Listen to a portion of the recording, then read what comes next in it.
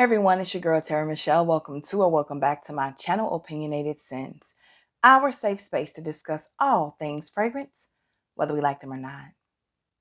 Today's video is going to be my first impressions of the two new wedding fragrances from the Kayali'S house. And I will go ahead and start with a spoiler.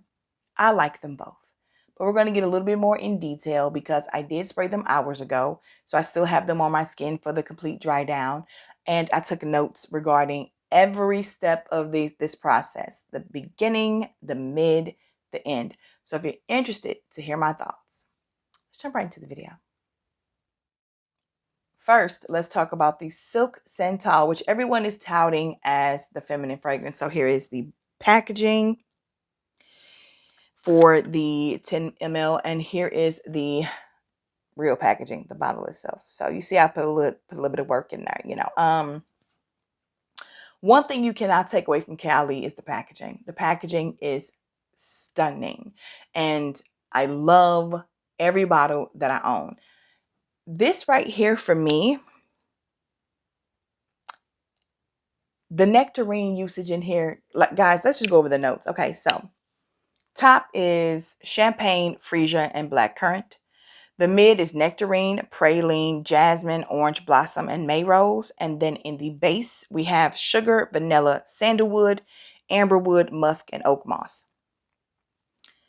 The first thing I'll say about this fragrance is it reminded me of, like, I just felt like an explosion of thoughts of what it reminded me of. There are so many fragrances with pieces of this fragrance that it was off-putting at first. I knew I loved it at first sniff. Like I loved it. I was like, whoa, this smells so good. I loved it. It just smelled like a watery peach type of nectarine vibe. The praline was coming in immediately. I love sandalwood, which is why I was excited about both of these. In the mid, it starts to turn a little bit for me. It became like loud and screechy, and I couldn't figure that out. But I think it's a thing with me. I think it's my skin. Because on clothes, baby, this is just, it is gorgeous to me. But it's gorgeous in a way that I kept sitting up there saying, this is a dupe for something. I've smelled this before. It was driving me crazy. And then I kept thinking of this, a little bit of this and that, and that, and that, and that. And it just was, again, it was overwhelming and a little off-putting because I was like, is this an original fragrance or is this a dupe? Is this an inspired by fragrance? Because the rumblings in Fragcom are that people feel like Kayali is just a inspired by house, a little higher end inspiration house. Like Parfums de Marly gets that, and Micallef and Tiziana Terenzi. Fragcom is talking and they're saying, hey, with every release you come out with, we can name at least 5 fragrances that smell just like this or similar enough to where we feel like you were definitely intentionally giving us that vibe. Your intentions were to give us that vibe. So I don't know, but I spent most of the time trying to figure out what this smelled like. I went to Fragrantica and some people were just, I do Dama Bianca. I don't like that fragrance, so I don't think so. The LaBelle reference, I absolutely know what you meant. Whoever it was that said that. Somebody said, Mon Guerlain, stop playing with me. Don't play with me. Although I know our noses are different and that may be what they picked up. Don't play with me. It just was a lot. A lot. There were a lot of things. I got a little bit of the opening of Paradox. I got a little bit of, I just kept thinking one of the Donnas and one of the Good Girls. I just, pieces of it. Like, but when you get done, it smells amazing. I love it. I love it. I love it. I love it. Even though in the mid, it started to break apart a little bit for me on my skin. I don't spray my skin, so it doesn't matter. In the air, on a stick, on clothes. I really, really, really enjoy this fragrance. But it is also something that gives me, I don't want to say it gives me anxiety because that's not something to joke about. It almost did though. Like I felt like nerve-wracked about not being able to place. I'm telling you guys, I've smelled this fragrance before. I cannot tell you where. I don't think it's something that I kept in my collection. Maybe it was. Jump in the comments and tell me what you think Silk Scentile smells like. Because it's driving me crazy. Either way, I feel like I'm going to end up with a full bottle. Probably just a 50 ml. And I'm going to wear this and go through it first to make sure. But baby, listen. And then it gets back to the dry down. And I'm like, And there's just moments of this like just beautiful, I was going to say precious, this precious, beautiful nectarine that is giving me life. I love the note of nectarine in the fragrance, and this might be one of the best ones I've ever smelled in my life. So to me, I absolutely agree that this is a pretty fragrance. This would never be my wedding day fragrance. So let me tell you about it. Let me just, okay. This is why I'll never be on her PR, because it's never just that simple with me. And I'm okay with that. I have money. I can buy my own fragrance. I don't think the marketing for most of her fragrances match. I think the reason that so many people were upset about Young Pistachio was because it was not a gourmand like it was touted to be. There isn't very much pistachio in it. Some people get it, but not to the level that, look at what it was named. I think the name was wrong. I think just all of it. And then with this one, there's nothing feminine, ultra feminine and wedding day about this. When I think about my wedding day, I would want to be wearing like Blanche Bette. I would be wearing, I would want to wear Delina or Delina La Rose or even Mont Blanc signature for her. Something ultra feminine, not something that I consider to be unisex, because I do consider both of these fragrances to be perfectly unisex.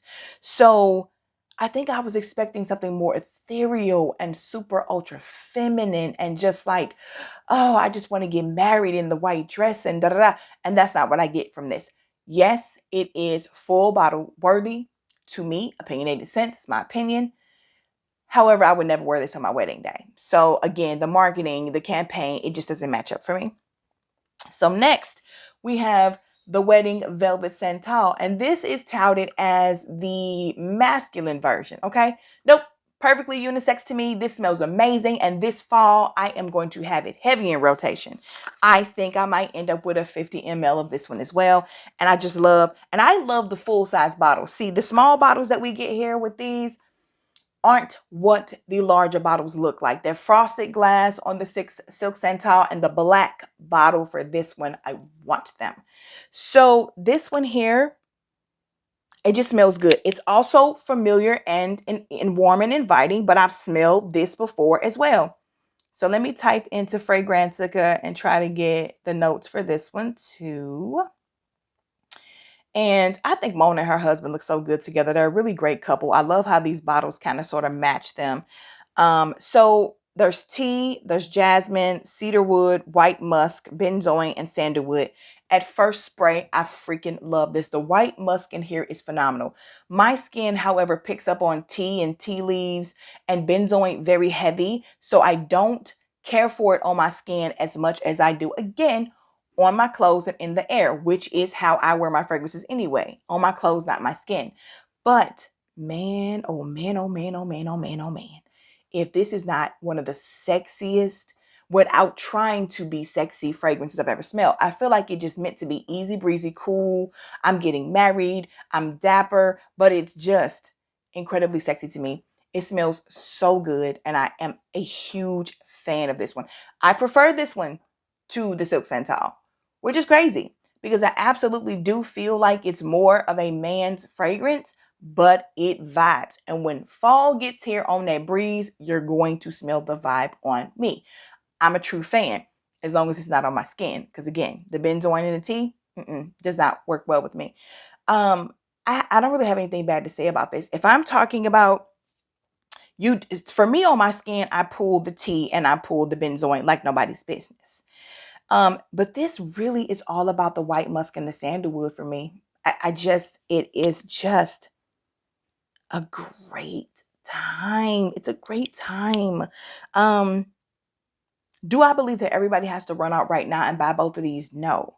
Do I feel like I want to? Yes. But the goal for me is to go through both of these before I buy bigger bottles. I'm not in a rush. Might wait for a sale because I think I'm going to end up getting Young Pistachio too. Let me just go ahead and tell y'all now. I never said I didn't like that fragrance. What I didn't like is the fact that I thought it was misleading as to what to expect. The soapy floral was not what I was looking for when I got it. But I can't deny, after wearing and going through 2 travels, I'm a fan, and I think a 50 ml is warranted. So I think I'm going to end up with all 3 of these. But I do want to say, if I'm being particular, and again, we already know to expect like a 3 to 4 hour longevity here. Nobody is expecting a beast mode fragrance from Kayali. I think probably the longest lasting one was the only one from the house that I absolutely cannot stand, which is the Royal Patchouli Sugared Vanilla Sugar Plum Fairy, whatever the name of it is. Not a vibe for me, but when you have patchouli and you have oud, you're probably going to get more longevity. But I don't care at this point anymore. I'm not looking for an 8 to 12 hour fragrance from Kayali. I'm looking for great marketing. Something's going to make me smile and make me feel like I need to have this fragrance when I already know there's a 80%, not 80%, there's probably a 20 to 30% chance that it might not be for me. I mean, I own 6 bottles because I'm selling the Royal Vanilla Patchouli thing in my next declutter. But I own 6 bottles, so clearly I like this house. And I will say that I think a way to make the Silk Scentile better would be to pair it with the musk. I thought about the Vanilla 28, but I think Vanilla 28 would drown it out. I don't think that this one would be able to stand up against the Vanilla 28. So pair it with the musk to give it more of a feminine flair, and that might make it a great wedding day fragrance. I still would go with something else, but you do you. But taking out that, I'm fine with it. If it gives me 4 hours, I'm fine with it at this point. For the packaging, for the good feel of the marketing, for the fact that at this point, you know, the $85 or whatever it is, you know, if you get the $100, the big one, you look, it's not that expensive for those who got it. It ain't tricking if you got it, right? So at this point, I'm going to take and accept Kayali for what it is. I'm not going to complain about sillage and projection and longevity because enough of the fragrances get to me to where I need to have them. And sometimes you don't always need a beast mode taking over the room fragrance. So to each their own. I am going to say I want them. I want full bottles of them. I do. And I recommend that everyone out here go and get at least the travels who, if you like Kayali, if you like these notes, and if you like how I describe them, if you don't rock with them and that ain't your vibe and you burnt out and fed up because you ain't like none of the last releases, don't.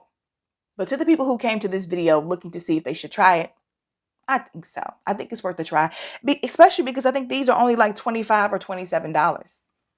And it's not some putrid thing. I just like it. I wouldn't wear it on my wedding day, but I like it. And the Velvet Scentile is really a vibe. And like I said, both of these are going to be in heavy rotation for me during the fall. These scream to me fall and nothing about summer. It's 237 degrees outside. I don't want sandalwood heavy or neither one of these for this time of year. But let them sit on the shelf. They get more potent. That's another thing I'll say about Kayali too.